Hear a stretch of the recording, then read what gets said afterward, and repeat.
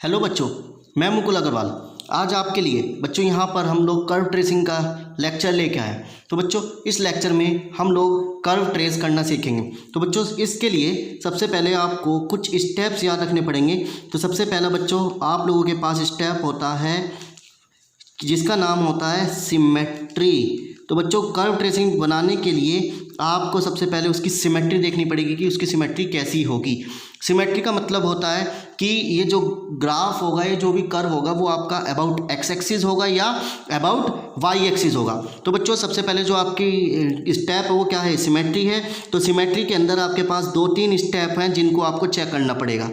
तो सबसे पहला स्टेप है इसके अंदर सिमेट्री अबाउट एक्स एक्सिस।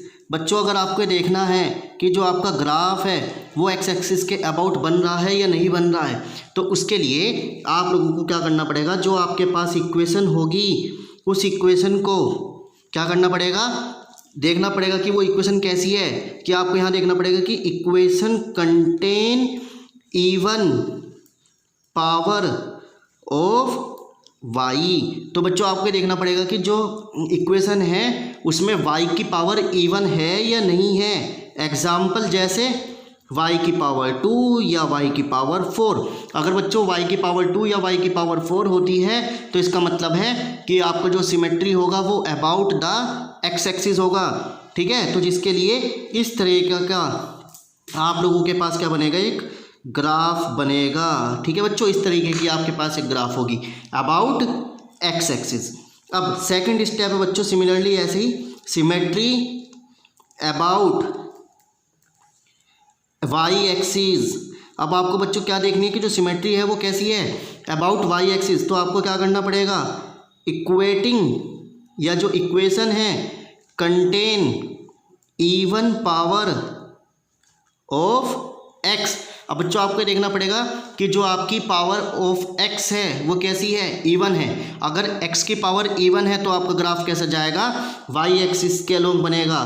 तो बच्चों इसका ग्राफ कैसा बनेगा, ऐसा बनेगा। ठीक है, थर्ड केस में क्या देखना पड़ेगा आपको बच्चों, symmetry about both x and y. अब बच्चों ऐसा भी हो सकता है कि जो आपका ग्राफ है वो एक्स और वाई दोनों पर लाई करे। तो जिसके लिए एक एग्जाम्पल है, हमने मान लिया एक सर्कल। तो बच्चों सर्कल की इक्वेशन क्या होती है, x square plus y square बराबर ए स्क्वायर। तो यहाँ पर इवन पावर दोनों की क्या है, सेम है, यानी एक्स और वाई की पावर क्या है, इवन है। आप लिखेंगे x and y contain even power. तो जो ग्राफ होगा वो अबाउट एक्स एक्सिस भी होगा और अबाउट वाई एक्सिस भी होगा। तो यानी ग्राफ इस तरीके का बनेगा कि बच्चों ये आपका एक्स एक्सिस में भी जाएगा और ये बच्चों आपका वाई एक्सिस में भी जाएगा। अब बच्चों फोर्थ स्टेप इसके लिए सिमेट्री अबाउट ओरिजिन। अब आपको बच्चों देखना है कि जो आपका ग्राफ है वो ओरिजिन के अलोंग है या नहीं है, ओरिजिन से पास हो रहा है नहीं हो रहा है। ठीक है, तो बच्चों इसका मतलब दूसरा क्या होता है, अपोजिट क्वाड्रेंट। कि जो ग्राफ होगा वो अपोजिट क्वाड्रेंट में भी होगा। तो बच्चों इसके लिए आप लोग क्या करेंगे, एक बात याद रखेंगे, रिप्लेसिंग एक्स और वाई बाय माइनस के एक्स और माइनस के वाई। यानी एक्स और वाई को आप रिप्लेस कर देंगे माइनस के एक्स और वाई पर। तो बच्चों यहाँ पर ब्रिंग नो चेंज, यहाँ पर कोई भी चेंज नहीं होगा। ठीक है बच्चों, यहाँ पर कोई भी चेंज नहीं होगा, इस बात को ध्यान रखेंगे। तो जिसके लिए सबसे पहले एग्जाम्पल हम लोग ले रहे हैं क्या, y बराबर एक्स की पावर क्यूब। ठीक है, तो बच्चों इसका ग्राफ कैसा बनेगा, y बराबर एक्स की पावर क्यूब का ग्राफ आप लोगों के पास इस तरीके से बनेगा। तो ये बच्चों फर्स्ट क्वाड्रेंट में है।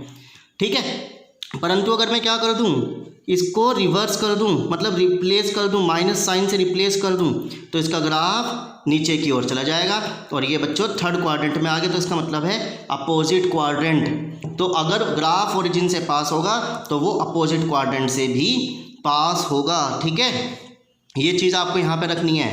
फिफ्थ पॉइंट क्या याद रखना है, सिमेट्री अबाउट लाइन। अगर आपके पास एक लाइन है तो लाइन की कंडीशन क्या होती है, y बराबर x। तो यहाँ पर भी वही वाली बात लिखेंगे आप, replace x and y by minus y minus x, bring no change. तो बच्चों यहाँ पर कोई चेंज नहीं होगा, तो जिसके लिए आप लोगों का जो ग्राफ होगा वो इस तरीके का बनेगा। ठीक है, जो लाइन होती है वो इस तरीके से लाइन जाएगी x और y में, तो जितना ऊपर जाएगी फर्स्ट क्वाड्रेंट में उतना ही बच्चों आप लोगों की सेकंड क्वाड्रेंट में लाइन नीचे जाएगी। तो सबसे पहला स्टेप आपका क्या था बच्चों, सिमेट्री था। तो ये सिमेट्री हम लोगों ने यहाँ पर पढ़ लिया। अब बच्चों दूसरा स्टेप आता है आप लोगों के पास, nature at origin. Nature at origin. तो बच्चों आपके पास ओरिजिन का जो नेचर है तो उसमें आपको देखना पड़ेगा कि ग्राफ पास थ्रू ओरिजिन और नॉट, कि बच्चों ये ग्राफ है ये ओरिजिन से पास होगा या नहीं होगा। पहली पॉइंट में तो क्या देखना था कि सिमेट्री कैसी बनेगी, एक्स एक्स की ओर बनेगी या वाई एक्स की ओर बनेगी, या लाइन पर बनेगी या सर्कल पर बनेगी। ठीक है, अब दूसरा पॉइंट क्या कह रहा है, नेचर एट ओरिजिन, कि जो ग्राफ है वो ओरिजिन से पास होगा या नहीं होगा। तो बच्चों इसके लिए दो कंडीशंस आपको याद रखनी है। तो पहली कंडीशन है यदि ग्राफ पास नहीं होता है, और if the graph can pass origin. ठीक है, तो इसके लिए आप लोगों को यहाँ पे होगा equation has a constant term. तो बच्चों जो इक्वेशन होगी उसके पास कांस्टेंट टर्म बची होगी तो ग्राफ ओरिजिन से पास नहीं होगा। और यहाँ पर क्या होगा, equation has not a constant term, जो इक्वेशन होगी उसके पास कांस्टेंट टर्म नहीं होगी। लाइक एग्जाम्पल की अगर हम बात करें बच्चों तो क्या एग्जाम्पल होगा, x square y plus x y square plus 1 will equals to 0। Now अब हम लोग क्या करेंगे, पुट ओरिजिन पॉइंट्स। अब बच्चों आपको पता है ओरिजिन पॉइंट्स क्या होते हैं, 0,0 होते हैं। तो अगर आप इसमें 0 रखेंगे, इसमें 0 रखेंगे और प्लस 1 बच जाएगा, क्या बच्चों 1 0 के बराबर है, नहीं है। तो इसका मतलब है ग्राफ या curve can not pass the origin. इसका एग्जाम्पल देखते हैं, x square y plus 2xy बराबर 0। अब बच्चों इसमें ओरिजिन पॉइंट्स रखेंगे तो 0 + 0 विल इक्वल्स टू 0। तो यानी graph can pass the origin. तो जो ग्राफ होगा वो बच्चों आप लोगों का ओरिजिन से पास होगा। ठीक है, आगे बच्चों समझ में। चलिए अब हम लोग देखते हैं इसका थर्ड स्टेप। तो थर्ड स्टेप में क्या होगा, यहाँ पर टेंजेंट एट ओरिजिन होगा। अब आपको देखना पड़ेगा कि जो इसकी टेंजेंट होगी वो ओरिजिन से होगी या नहीं होगी। तो जिसके लिए आपको कुछ बातें याद रखनी पड़ेगी। तो आप लिखेंगे can be obtained by equating the lowest degree term to 0। तो बच्चों यहाँ पर मैंने क्या बात लिखी है कि आपको क्या देखना है कि जो लोएस्ट डिग्री टर्म होगा उसे किसके बराबर रख दोगे, 0 के बराबर रख दोगे। तो जैसे एग्जाम्पल की अगर हम लोग बात करते हैं, a² स्क्वायर बराबर एक्स स्क्वायर ब्रैकेट में a माइनस एक्स, जैसे हमने एक एग्जाम्पल ले लिया a² स्क्वायर बराबर x square a minus x. तो बच्चों इसको अगर आप को क्या करना है, equating the lowest degree term, lowest degree term को 0 के बराबर रख देना है। ठीक है, और आपको देखना है कि क्या ये टेंजेंट ओरिजिन पर होगा या नहीं होगा। तो जिसके लिए आप लोग इसको थोड़ा सोल्व करो, a² square ax square minus x cube. तो बच्चों लोएस्ट डिग्री टर्म कौन सी है आप लोगों की, ये वाली और ये वाली, क्योंकि इसकी पावर 3 है और इसकी पावर 2 है, इसकी पावर भी 2 है। तो आप क्या करेंगे, इन लोएस्ट डिग्री टर्म को उठाएंगे और किसके बराबर रख देंगे, 0 के बराबर रख देंगे। तो बच्चों a से a कट गया, ये उधर से इधर आ गया, इक्वेशन किसके बराबर आ गई, 0 के बराबर आ गई। ठीक है बच्चों, यानी आपको लोएस्ट डिग्री टर्म को किसके बराबर रखना है, 0 के बराबर रखना है। अब इसको थोड़ा सोल्व करेंगे और देखेंगे कि क्या जो टेंजेंट है वो ओरिजिन पर है या नहीं है। तो ये माइनस मेरा चला जाएगा तो प्लस में, और इसे सोल्व करेंगे ये अंडर रूट हट जाएगा तो प्लस माइनस की एक्स आ गई। तो बच्चों अब अगर इसका ग्राफ बनाएं तो इसका ग्राफ कैसे बनेगा, ये बच्चों ये हो गया y एक्सिस, ये x एक्सिस।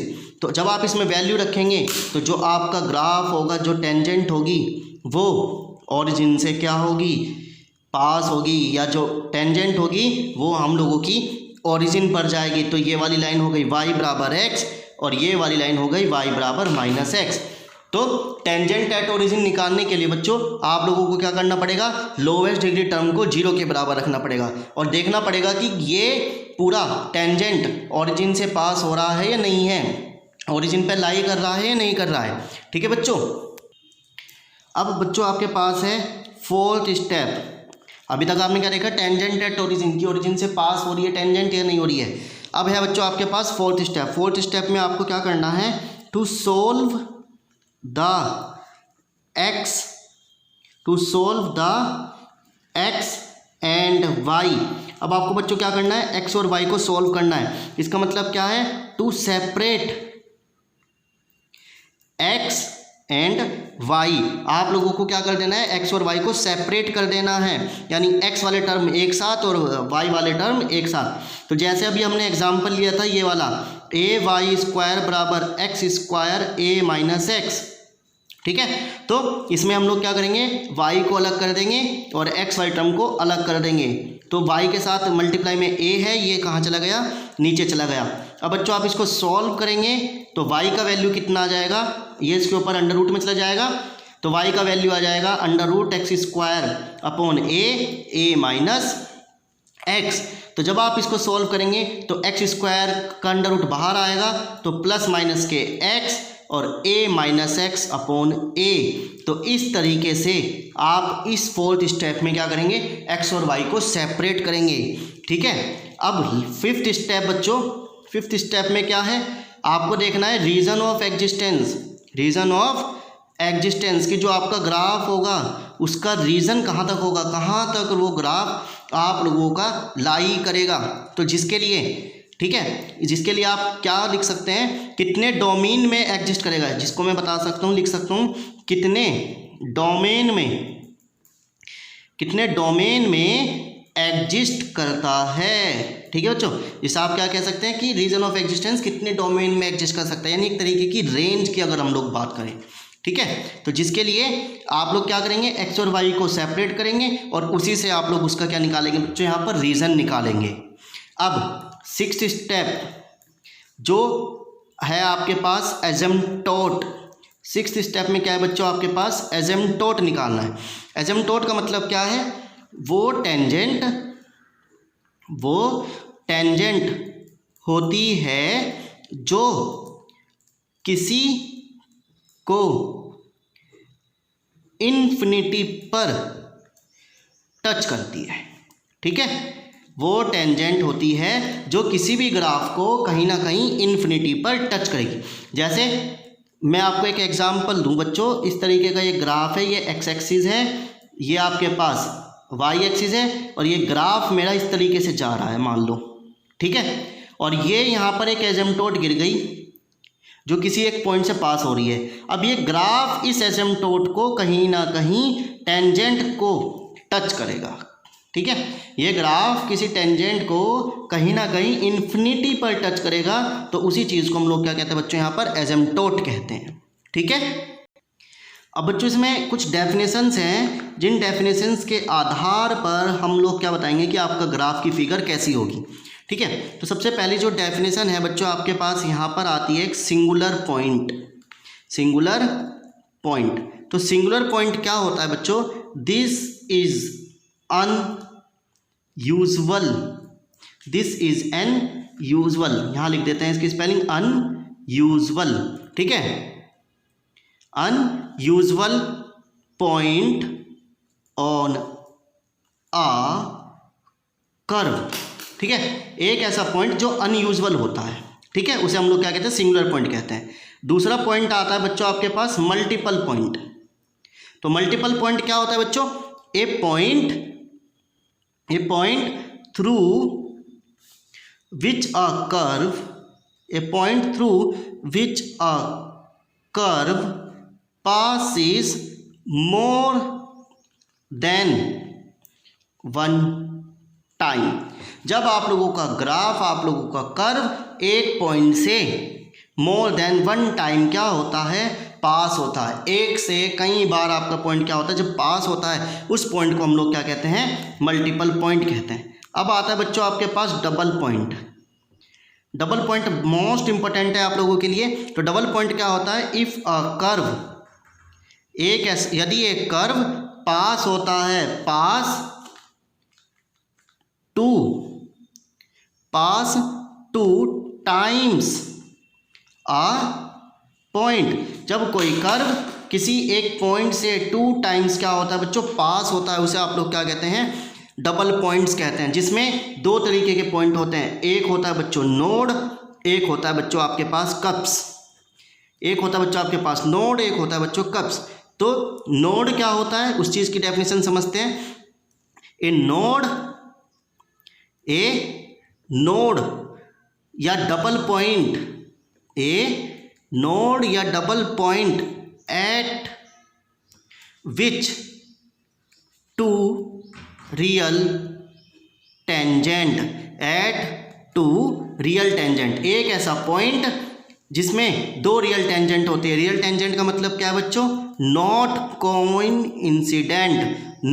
कोइंसिडेंट, ठीक है, कैन बी ड्रॉन। तो इस पॉइंट को हम लोग क्या कहते हैं, नोड कहते हैं। अगली डेफिनेशन आती है बच्चों आपके पास कप्स। तो कप्स क्या होता है, एक double point is called a कप्स if two tangent are coincident. जब बच्चों ये दोनों टेंजेंट क्या हो जाती है, आपस में कोइंसिडेंट करने लगती हैं, तो उसे हम लोग कप्स कह देते हैं। जो नोड होता है उसमें नॉट कोइंसिडेंट होती हैं। तो जिसके लिए हम लोग फिगर की अगर बात करें तो फिगर कैसे होगी देखते हैं, एक्स और वाई। तो जिसमें अगर मैं इस तरीके का ग्राफ बनाऊं, जैसे आपने देखा होगा आपके पास जो टाई होती है तो उसमें क्या होता है, नोड होता है। जैसे वेटर की टाई होती है ना, तो इस तरीके का नोड होता है।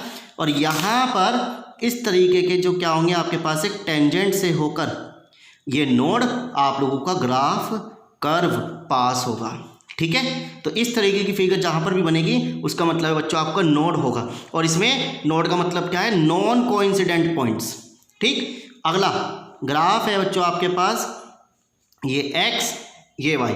अगर ये एक पॉइंट है और एक पॉइंट से एक टेंजेंट ऐसे गई, ठीक, और इस पॉइंट से दो लाइन इस तरीके से क्या हुई हैं, मूव हुई हैं, तो इस पॉइंट को हम लोग क्या कहते हैं बच्चों, कप्स कहते हैं। यानी जब एक कप्स का मतलब है 2 टेंजेंट आर कोइंसिडेंट, जब 2 टेंजेंट आपस में क्या होती है, कोइंसिडेंट होती हैं। और इसमें क्या है, 2 रियल टेंजेंट आपस में कोइंसिडेंट नहीं होती। तो बच्चों ये देखो इस तरीके का ग्राफ क्या होगा, कप्स होगा, ठीक है। तो ये चीज़ आपको याद रखनी है।